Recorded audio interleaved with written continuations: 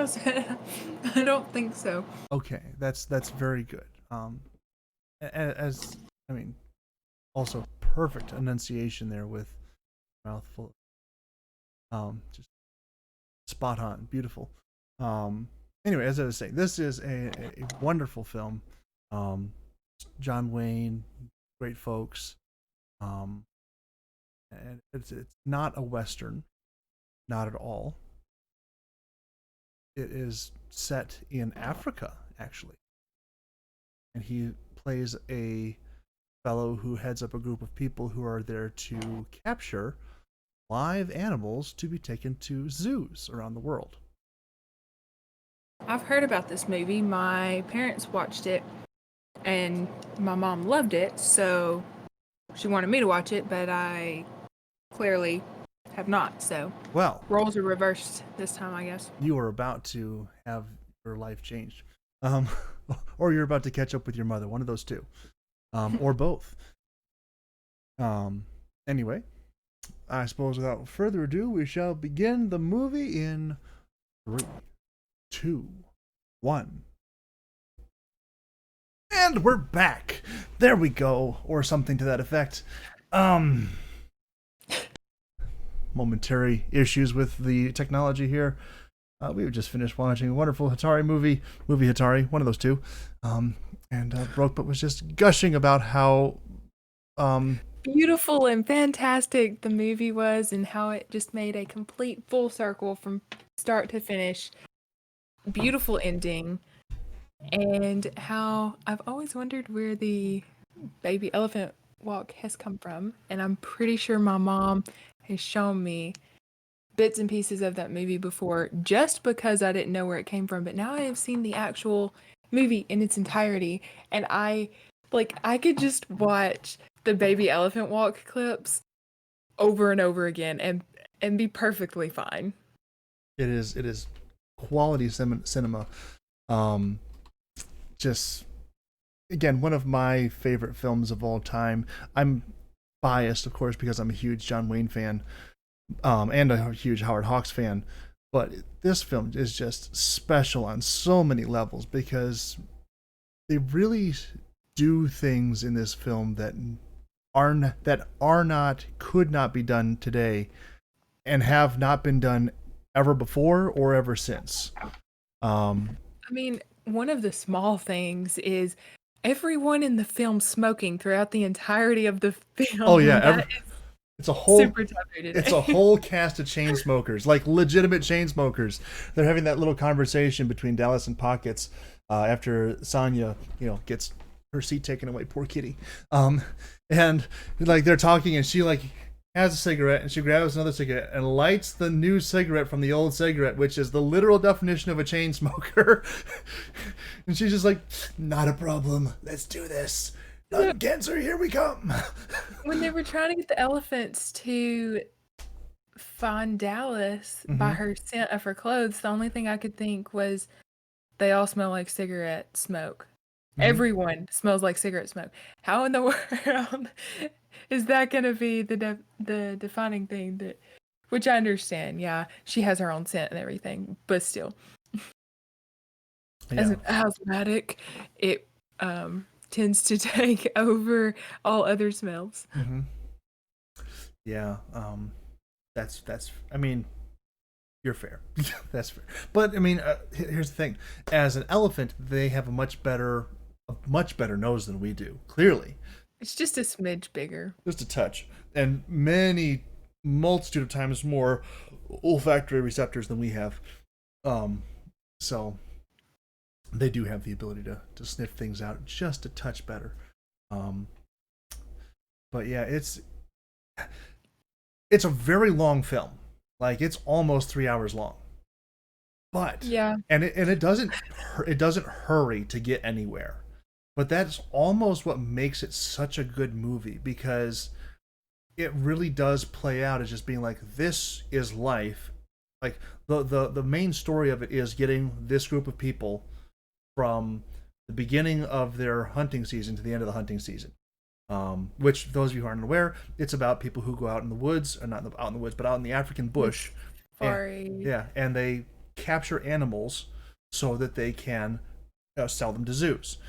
Again, I know in today's world this movie could never be made, especially because they actually do that in the film. They actually go out and they actually catch animals, and it's actually the actors, except for one scene with the Cape Buffalo, which we did stop and we're like, wait a second, that's not the right guy, and that guy. So that was kind of cool. And that's completely different hair. His is much poofier than the actual actor. And that actor, he shaved his mustache, or that's a different guy, kind of thing. But Same beanie, different stash. Yeah.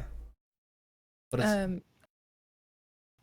but aside from that, they are actually the real actors. There's a point in the film where they're catching a rhino at the end of it, and you can clearly see that it is actually John Wayne who has put a rope around this thing's head and is hopping over ropes as it's thrashing about trying to gore somebody with its horn.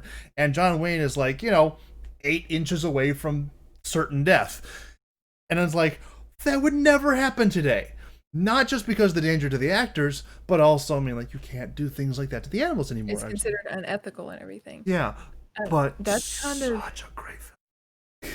Okay, if it were not considered, quote, unethical to capture animals in the wild and everything, I still feel like a lot of that movie would have been taken out in today's time, just because they would have taken out the chase scenes and the hunt scenes because of time. Right.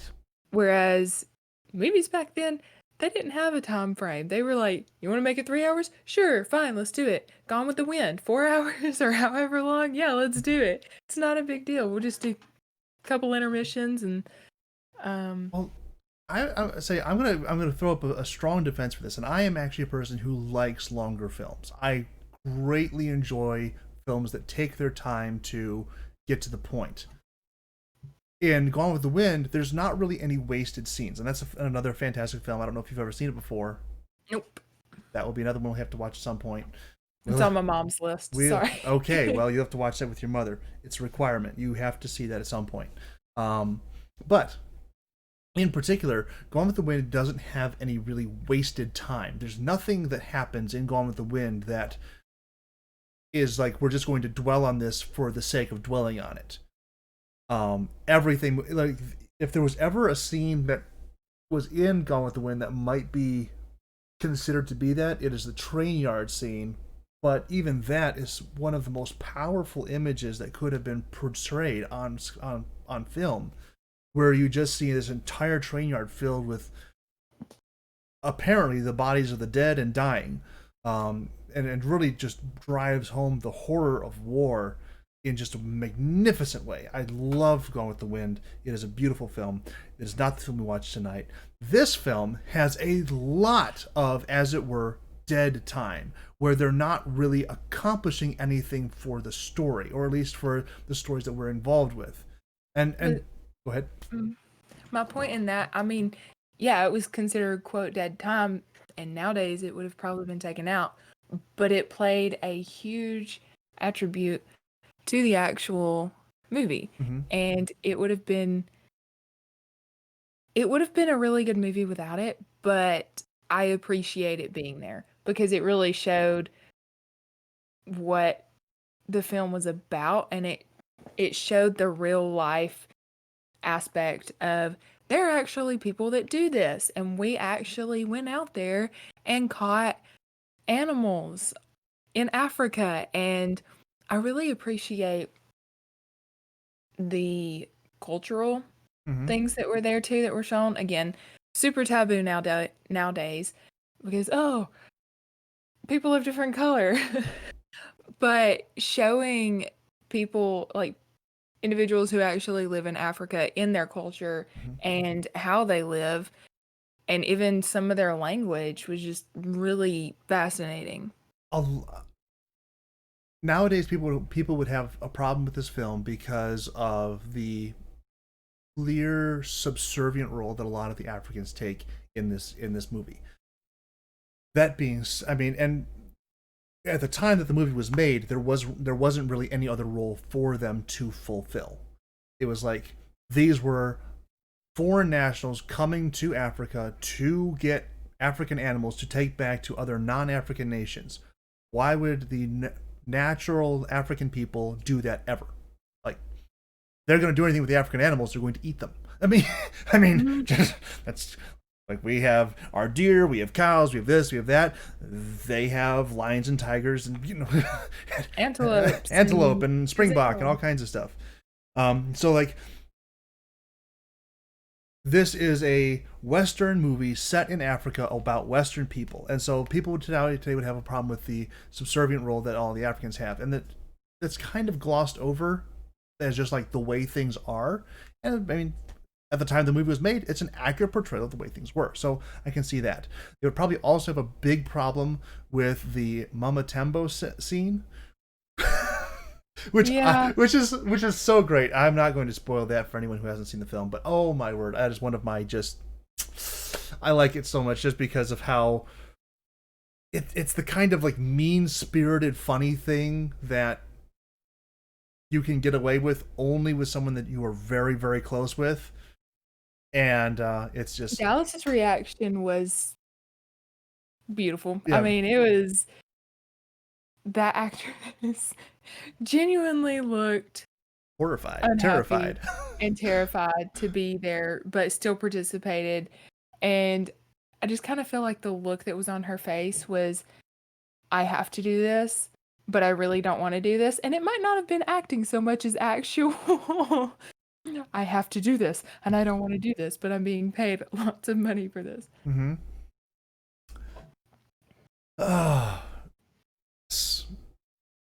It is just, I love it so much. I mean, what are some other great moments? I mean, there's so much. Well, for me personally, I find Dallas's breakdown moment in the bedroom right before they go out for their celebration dinner, I found that very relatable. Okay.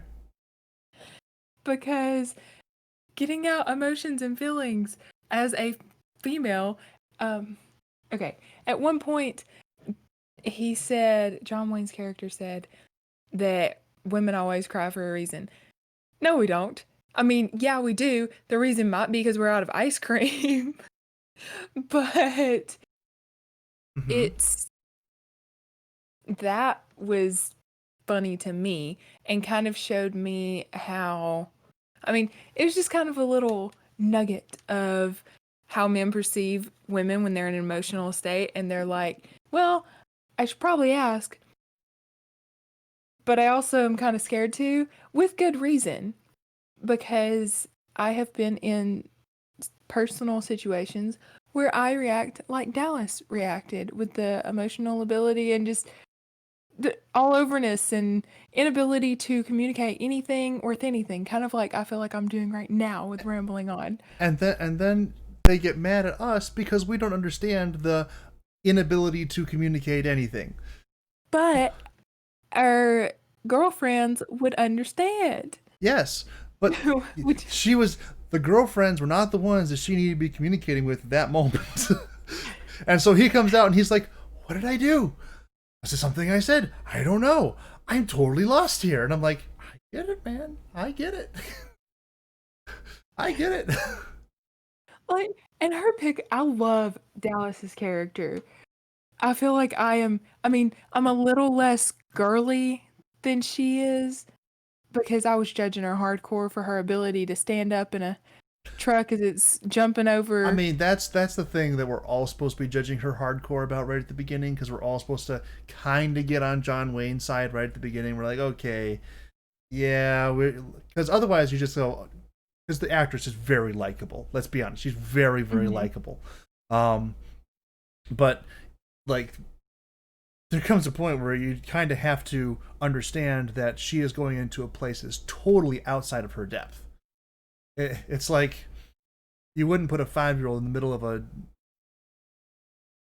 I'm trying to find it. I'm failing and pulling up an analogy here, but like, okay, you would not put me as a salesman in a lingerie store.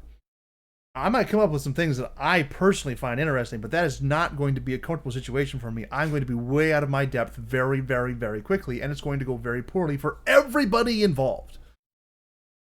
kind of the same thing going on here.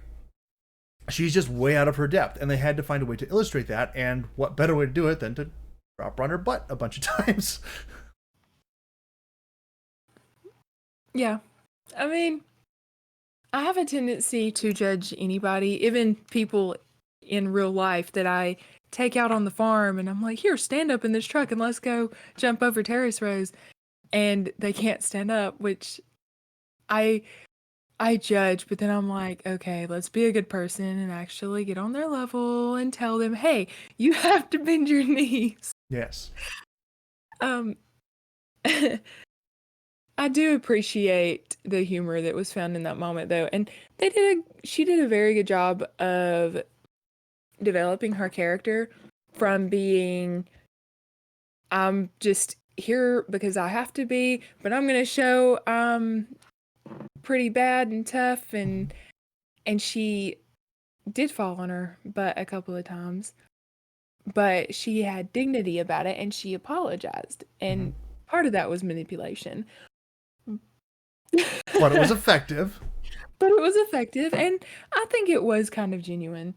And then her character developing into the opposite of what John Wayne's previous fiance or whatever was, really stood out and was just kind of, which this is what the whole movie's about in essence. Yeah. But it really brought the whole movie about when in the last scene she had the elephants in there too.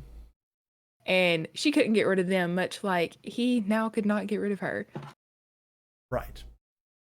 And so this movie does I was looking this up a little bit recently, and by recently I mean like today. Perhaps during one of the bio breaks that happened, because this is a long film and there was a couple of interruptions by a duck. But Just a few. But in those, and I find it interesting that, number one, this movie was, and this is something that I strongly advocate against, but I'm shocked, but also kind of not shocked that this is the case with this film. There was no script when they started filming it, like zero script. They showed up, said, and Howard Hawks is just like, I want to make a movie about catching animals for zoos in Africa. And initially, he did, like, none of the people who were attached to the film, none of the people who actually starred in it, were the people who starred. It was supposed to be Clark Gable and a bunch of other people, and then like they slowly got just traded out one at a time because of scheduling conflicts, and this person didn't want to work with this person didn't want to work with this person, and he eventually ended up on John Wayne as his star, and he wanted to have William Holden, and William Holden couldn't do it for this reason or another. And then he got Red Buttons in there, who was supposed to be actually a British person. Actually, Peter Sellers signed up to play the part of Pockets as a British guy, and then it got rewritten, and they're like, well, it doesn't actually work with Peter Sellers anymore, so we have to get somebody else, and they got Pockets, or Red Buttons to play Pockets. And it just... I really liked his character. He's so good. I liked his pants, too, all the pockets. I wonder how he got his name. But I wonder what he kept in his pockets. We saw that briefly when Dallas got out for the first time and started playing the piano. He's just like pulling out random wire and this and that and the other, and at the bottom there was a harmonica.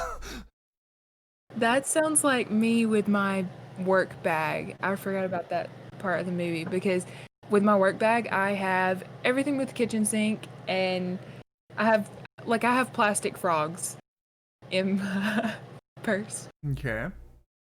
Along with a notebook and multiple colored pens, etc. And the grandma candy, just the essentials. Right. Yeah, of course, just the essentials. But yeah, it's just, like I said, as much as I dislike the idea of starting a film without a clear end in mind, I guess they did kind of have a clear end in mind. It was like, hey, let's take a group of people all the way from start to finish for a hunting season, for acquiring animals for zoos.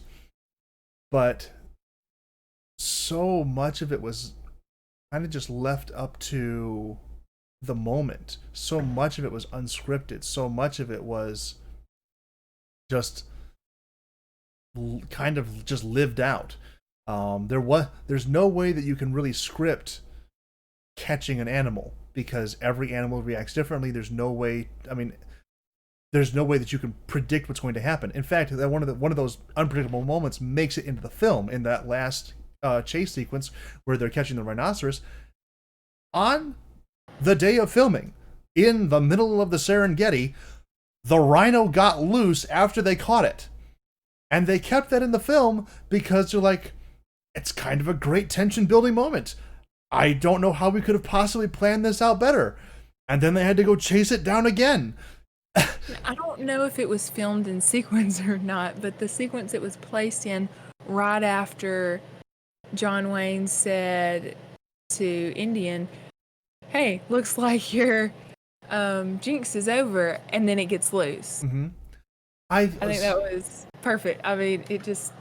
So I kind of get the feeling like what they did is that they went to Africa and they filmed all the catch sequences. Somehow, some way or another, they filmed all the catch sequences. And then they came back to the United States with basically just a bunch of B-roll footage of John Wayne sitting on the front end of a vehicle cursing his head off because he's terrified out of his mind. Because, like, it's very obvious that it is actually him strapped to the front of a car, like on the hood, trying to catch stuff. Like, there's nobody else that could have been, because they show his face while the car is speeding along at 40, 50 miles an hour, just running doing it. Into the river. Yeah, yes, like, that's him. But then there's also cuts where it's like, okay, they stop and they show something else. And I think that all those cuts where like all the story actually plays out in some of those moments back and forth, and like clearly the part where it's actually showing them riding on top of the vehicle, and it's just kind of like that static shot, and they're all just kind of bouncing in motion and stuff like that. Those are clearly filmed in a studio. Mm-hmm. And of course they have, you know, like the pan screen going behind them, because this is before the days of green screen, where they just have basically a matte painting that they're throwing past you. Or projecting something on a wall or something. But aside from those moments, it's like, this is legit. So I think what a lot of what they did was they filmed pretty much everything, all the B-roll, as it were, in Africa. They probably filmed the the moments outside in the pens, like with the elephants and down by the water hole and all those things.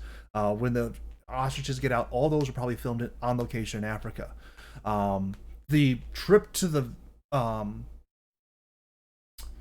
well is one of they're just the best sequences. It has this really, it has so much flavor. Like, it is a totally irrelevant, unnecessary, does nothing for the plot except that it allows for a deeper connection between Dallas and that place. It allows her to really drench into the culture and the idea and the atmosphere of the place, and we as the audience get to go on that little journey with her. And it is just this pitch perfect little vignette in the midst of this movie, which illustrates the culture of the area, which illustrates a bit more of the wildlife that we're not really seeing, and it allows the characters and the people there to interact in a very natural way with the things around them. And again, it kind of goes back to the idea that this is a movie that takes its time and lets things happen. It doesn't try and push to the next big event. It's like, what is the next rational, logical thing that's going to happen, and let's just let it happen. And it's so beautiful. The whale, going back to that, I mean, that is a huge thing that really shows a lot about the culture and everything, because you think of a well that's been dug, like in the Bible, for instance. You think, okay, it's a hole in the ground with some rock built up around it. But no, whales, like, and I imagine that's what they were probably like in biblical times as well.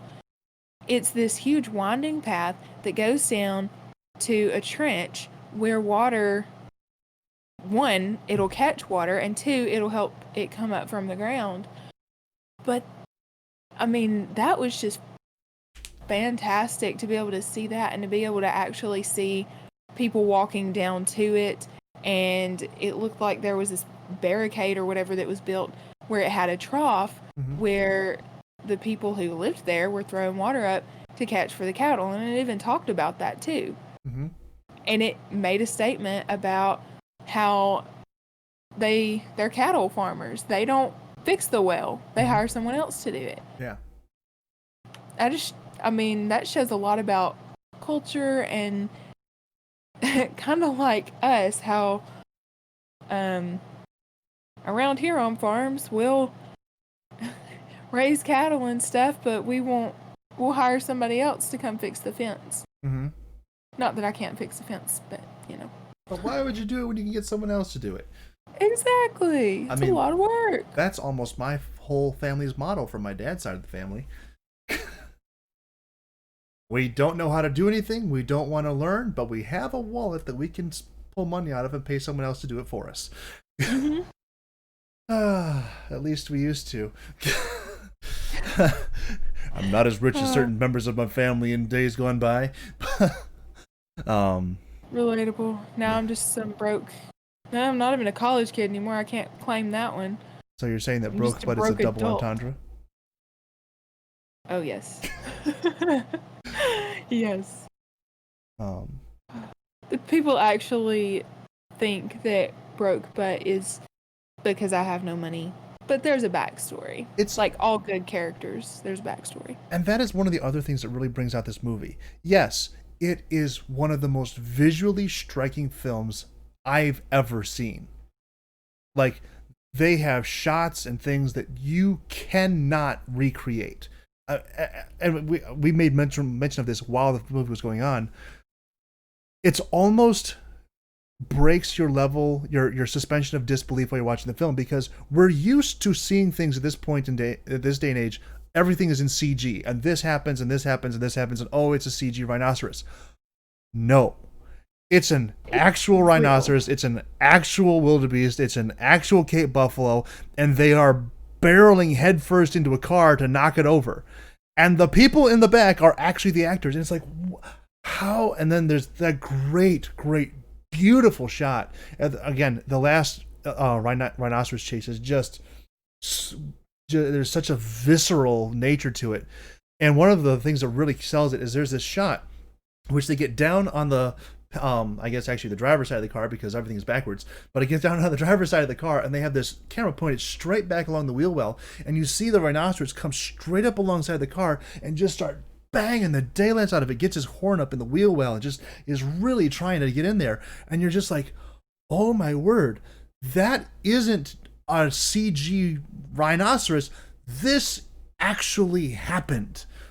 And there's just such more depth and weight to that moment, because there is no way that was faked. You can see too, I think it was during the rhinoceros scene, there's a spare tire that's tied to a rope that's just flopping around the back of the Jeep. But when it cuts to when the rhino has been captured and everything, you can see the person pulling the rope back up and tying it to the Jeep. Right. And whereas nowadays they'd be like, no, cut the scene. We have to tie this back. There was no, let's retake this or let's cut this out. It was, we found this real rhino. Film. Yeah. We already risked our lives enough. Let's take the shots we've got. I don't care if there's a wheel flying out behind it. And again, with things like that, it not only, I mean, this is a perfect example of the things in continuity that stay in continuity because there's no continuity to break. Because it's real life. We found one rhinoceros in the middle of Africa, and rhinoceros tend to travel very solo. You know this if you've been to Africa. I've been to Africa twice. Rhinoceros are pretty solo. I've encountered them in the wild, more or less. I was in a nice vehicle. It did not get charged by the rhinoceros, but it was close enough that if it had wanted to, it could have definitely flipped us over and done bad things to us. Like, it was really close. Like, really, really, really close. At one point, if I had reached my arm out, I could have touched it. It was that close. It was they strongly recommended me that I don't think about it.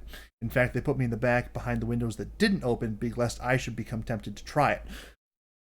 Probably for a good reason. Probably for a good reason. It had nothing to do with the fact that as we were driving through the Kruger Park, I started to sing, "In the jungle, the mighty jungle, the lion sleeps tonight." They really didn't like it when I got to the chorus. The driver told me if I didn't stop, he was going to leave me in the middle of lion country, which we were in. So it wasn't an empty threat. I wouldn't blame. It's one thing if you say that in like an apartment or something. I'm gonna drive you out the middle. No. If you're in lion country, all they gotta do is open the door and throw you out. So it's like, okay, I'll stop. That threat was repeated though. That's a whole other story. There would be no trace of any evidence. I made a number of very poor life decisions on that trip, but it was fun. I had a great time. Other people less so. I couldn't imagine why. No. I have a semi-related question. At Disney World, if you're on the safari thing, I've only been once, and it's been like 5 years. Okay. Is it like an open safari type area, or are there barricades between you and the animals? Yes and no. So like the lions, I would assume, are barricaded off, and then the other less carnivorous. Lions, rhinos, hippos big time. They're mean. Oh yeah, more people die to hippos every year than black mambas, lions, crocodiles, and something else combined. Like the next 4 biggest ones are all 4 of them together kill less people every year than hippos do. Hippos are mean and they're really strong and they look like such gentle giants, but they're not. They are not. They're very dangerous. They won't eat you. No, they won't eat you. They're not. I don't think they're omnivorous. I don't think they're actually omnivorous. But they don't actually, from what I understand, they don't actually eat you, but they will bite you to death. Yes, they do have the strongest bite of any land animal, bar none. It's intense. I don't particularly care to find out. There were no hippos in this film. Yeah, I just realized that. I mean, there was the one crocodile that, quote, got shot. I don't know if that was a real crocodile or not. I highly doubt it. But I think the shot was like the visual shot where the gunshot is taken is a very, very quick one. It's like a second and a half. Like very, very quick. And you just see it and there's a shot and the water starts to bubble up and stuff. So I think I can think of a couple different ways that they could have pulled that off. But yeah, it is. I hope that wasn't a real crocodile. I don't think that was a real crocodile. I don't think they would have actually shot one or set because that was clearly set up to be that situation. So there's a fine line between, hey, we're here and we're actually capturing animals, and hey, we're going to set up a shot just so that we can kill an animal so we can get the shot that we need to do. That I don't think they would actually do. And there's certainly nothing in the trivia facts about this film to suggest that they did. But I mean, and I think that would have actually been done in Africa. But I mean, yeah, it's highly doubtable that any crocodiles were harmed in the making of this film. Other things maybe, but I mean, no crocodiles. Point I was trying to get around to, which I've been failing at, is yes, this is a very visually striking film. But one of the things that really sells it is that there is such a diverse cast of characters.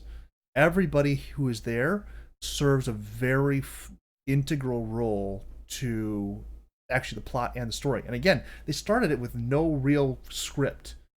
So everything else that happens outside of the beautiful depictions of Africa and the African wilds and everything else like that, everything that happens outside of that is really dependent on the abilities of the actors to portray their character effectively.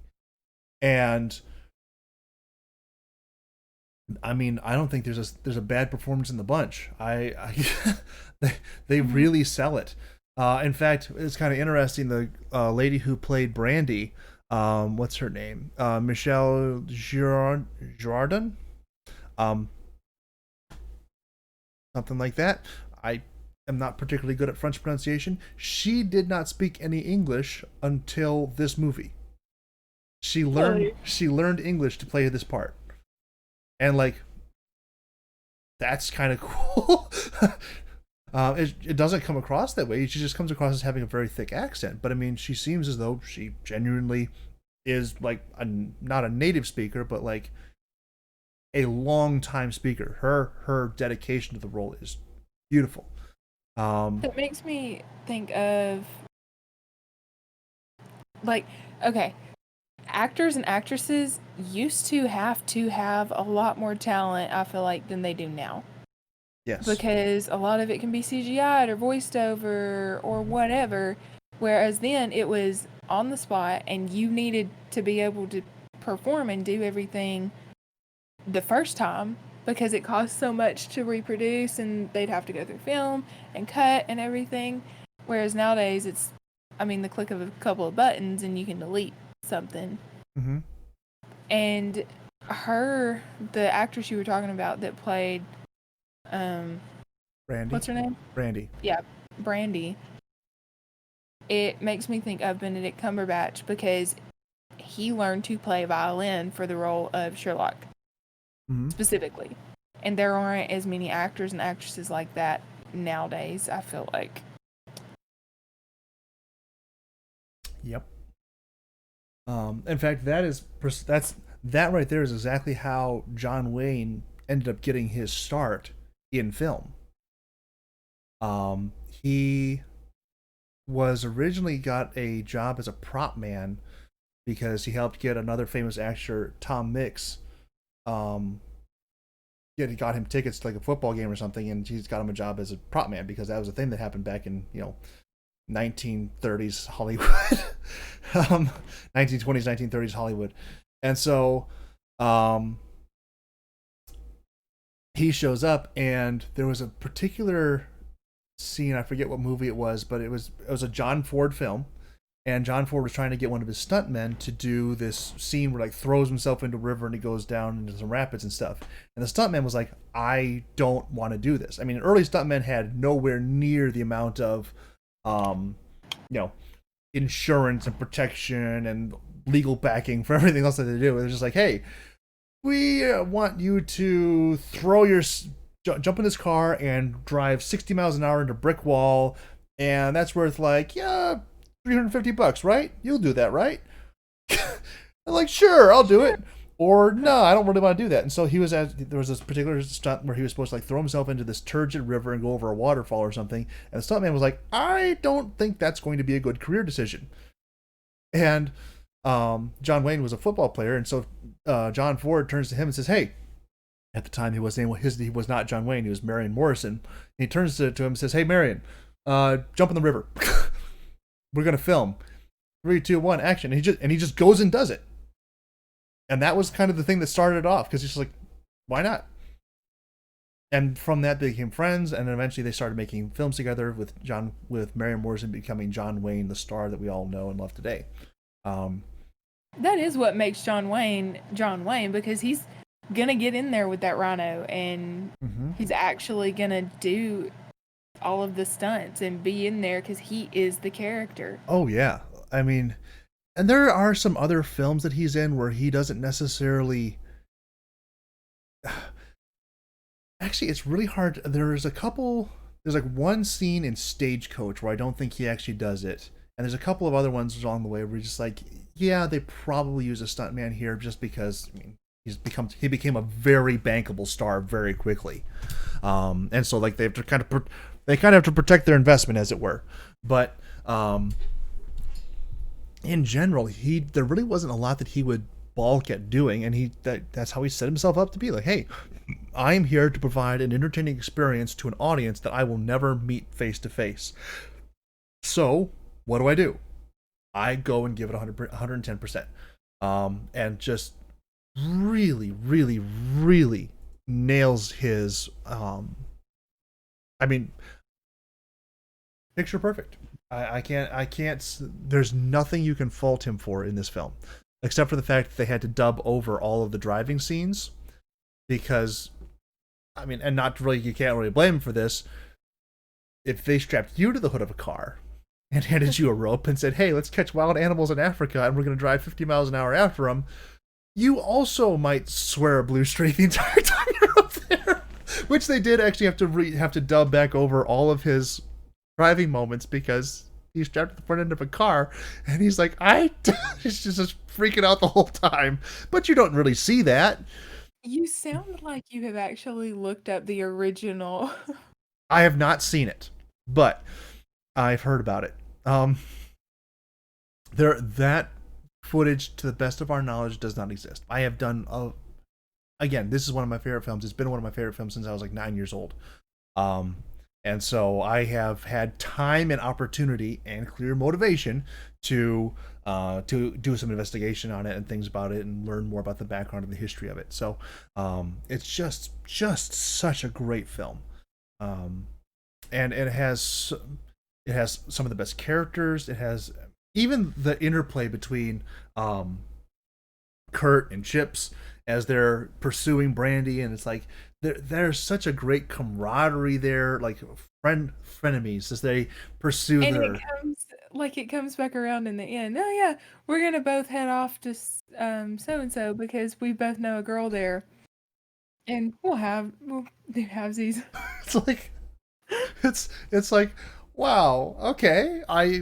They come from a point of pure antagonism to enjoying that antagonism and wanting to be around each other to continue the fight, as it were.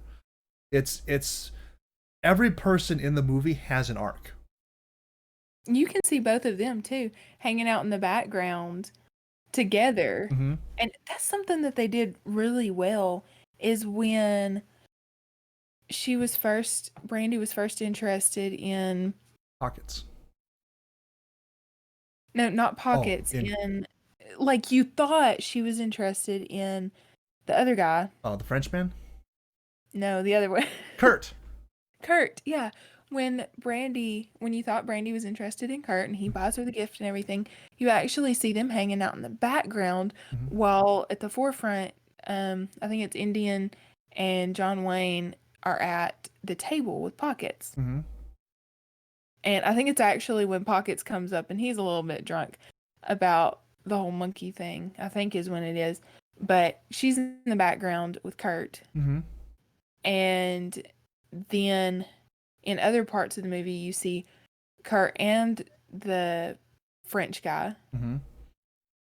And then towards the end, you just see Pockets and Brandy. Yeah. It's visual storytelling. They don't have to tell you anything more than they did because they show you the progression. You just have to pay attention. Right. Because all that was in the background. Yes. And again, this is probably the 12th or more. I have seen this movie more than 10 times, probably less than 20. And I saw new things in this watch through that I have never seen before. It is definitely a film which bears rewatching. It is a testament to the golden age of cinema, because this is pure golden age of cinema. There are things which for any number of reasons would not and could not be done today. And if they attempted to do them in the modern method of CGI and this and the other, they would come off as being so fake and disingenuous as to make the entire film practically unwatchable. But because this was made in the time it was, there was so much more opportunity to stretch the limits of filmmaking far beyond anything else and really, really dig in and show, not just suggest to show, not just talk about showing. Like Brokebet was saying, in the modern day, they would have cut out almost all of those chase scenes, almost all of the B-roll footage of chasing down animals and actually capturing them and wrestling them into cages. All that would have been cut for political reasons, for filming reasons, for cost-cutting reasons, for CGI budget, whatever it is. Almost all of that would have been cut out, except for maybe one scene, which would have been this gigantic CGI monstrosity. But because they took the time to really press in on that and really show you the beauty of the land and the beauty of the animals and show a respect for the people there and for the culture and for everything around there. Even in that last scene where they're chasing after Dallas to try and get her back, and the elephants are running through town. The people who are there are just like the people who were there. Those aren't extras. Those aren't cast members. Those are just like the people. And yes, they did disrupt their life for like 3 days to film that sequence, but that's notwithstanding. But like those are okay. So part of it is all the outdoor sequences. Those are all actually filmed in Africa. The indoor sequences, the hotel, the store, those are on a set in Hollywood. But and you can tell that because of the way how clean versus unclean the elephants are as they're going through those sequences. They're a lot cleaner out inside than they are outside. Mm-hmm. You'll notice that, or at least I did today. But it is just a testament to that early filmmaking mentality that, hey, I want to see this, and there might be somebody else who wants to see it as well. There's no way that I can bring them to that place, so I will bring that place, that experience, that people, that culture, that experience, and I'll bring it live onto a screen so somebody else can be in their house with their family. Well, I mean, at the time it was just a theater. Home video wasn't really a big thing at the time. This was still 1962. But, I mean, so I guess there was a little bit of home video, but not raw, not mainstream. That wasn't going to come around for the 20 years or more. But just to be able to take that back home and release this to the public and say, here is a taste of Africa. And again, I'm a person who's been to Africa, and there is no film I have encountered which more prominently and perfectly displays the beauty of the wildlife interacting with that environment around it than this one. So again, I also have a strong bias for this film. That's not to say anything against any of the other great African films out there. What is it? Zulu is fantastic. That's another great film from like the 1940s or 1950s or something, with Sir Michael Caine. Before he was a sir, he was just Michael Caine at the time. I have a question. Yes. Would you move to Africa? Not right now. Eventually? It was a very severe consideration for me about 10 years ago because I was there and I really, really wanted to go. I had been there. I was thoroughly engaged. I was dating a girl from there at the time. It was not just a possibility, it was almost directly on the agenda. Things have changed. Stopped dating that girl for a number of reasons, which will not be stated for all the internet to hear. At least not in this setting. Maybe another time on another channel, which may or may not be getting made soon. Blah blah blah blah. Maybe the other world's worst. Well, this is just on my like personal channel, World's Worst Podcast, World's Worst Movie Reviews. There'll be other things coming down the line, which I'll explain in greater detail when I compete with whoever the president is. Avoiding that. This is the 6th. I mean, technically the 7th at this point, but I have avoided all of that news today after I saw things start to go south. So Gabby, let's just avoid that. Would you like to do a quick recap? Not to interrupt your attempts to not talk. I was gonna say, whoever the president is, when they make their State of the Union address, that is also the night that I'm going to be releasing my State of the Sasquatch address, and we will figure things out from there. More announcements, more things to come as the days approach. But that's I've not heard about this yet. So you've never heard of State of Sasquatch address? You've talked about it, but I don't think you told me the actual name of it, the title. It's a thing that happens every year. At least it has since like 2016. Interesting. Mm-hmm. So, well, I think that pretty much... Do you have anything else to say about the movie? Watch it. If you've never seen this film before, watch it. Don't tell anyone. It is available on Amazon Video for $3.99. It's available on Vudu for $2.99. It's available on YouTube for either $2.99 or $3.99, depending on whether you want standard definition or high definition. If you have a little bit of ingenuity and about 3 minutes of inquisitiveness, you can find it in other formats. And I'll say that's enough there, because that's about how long it took me. And it was in full. It was in full HD. I mean, as much as full HD as it can because it's filmed in 1962. Full HD, 16:9 format. It always is a delight to the senses to view this film, and tonight was no exception. It is picture perfect. For this being my first full John Wayne movie that I've seen front to finish. That's so bad. There's so many good ones. Add it to the list because we have so many. Such a list. I for it being my first full length front to finish John Wayne movie, it was beautifully done. I will highly recommend it to my friends, and I may start actually training them on how to appreciate films and not be entertained, but to step back and actually see all the work that goes into it and the reality of the film versus just sitting in front of a screen and zoning the rest of the world out. Because that is something that I really have learned to appreciate. So I think... You're welcome, and I'm sorry.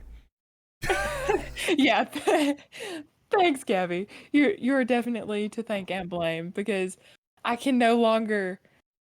Ducky gets kind of irritated. She's like, "Would you stop over analyzing everything? It's a cartoon." And I'm like, "I can't not overanalyze it. It's Gabby's fault, and I'm appreciating it all the more." Yeah. I'm looking for the nitty gritty details of everything, and so maybe we can actually help you guys learn to do that by you hearing our world's worst video review podcast. World's worst movie reviews. There we go. We'll get the name worked out. I mean, Eventually, it's already worked out. It's world's worst movie reviews. As I made an executive decision. I don't even know what I just said. So whatever world's worst, it is. It's in the series of world's worst. Any confusion or lack of certainty over the naming of this particular production can be summed up in the first two words of its title: world's worst. After that, you're on your own. And if you so choose to listen to this, we thank you, and we hope you will join us again for whatever film we choose to review next. And you can actually find us on Discord, can't you? Yes. Or at least a form of us. So let me run through our propers here. So you can join our Discord. You can interact with us on the World's Worst Podcast interaction thread and the Discord. There is a link to that in the description down below, whether you're on YouTube, on Podbean, or any of the other podcasting applications which we are available on, which is quite a list at this point. We are not on Apple because screw Apple, they don't want me on there. Okay, they may not actually not want me on there, but they are making every possible barrier in my way to prevent me from getting on there. So screw them. Anyway, that's a whole other story. That's just background talk. But we are available on multiple different podcasting resources. We are available on YouTube. We may eventually making a leap to other platforms, but that is something far in the future, and we'll figure that out later on. That being said, thank you all for watching. We do appreciate your patronage, your kind attendance to whatever we have going on here. If you have a movie that you would like us to review, please feel free to leave that in the comments down below. Whether that is anywhere, I do check all of our comments pretty much everywhere, I believe. He does all the work for this thing. I just show up, watch a movie, and talk about it. Well, sometimes she makes a movie choice herself, so we have to give her credit for that. She did pick the first one.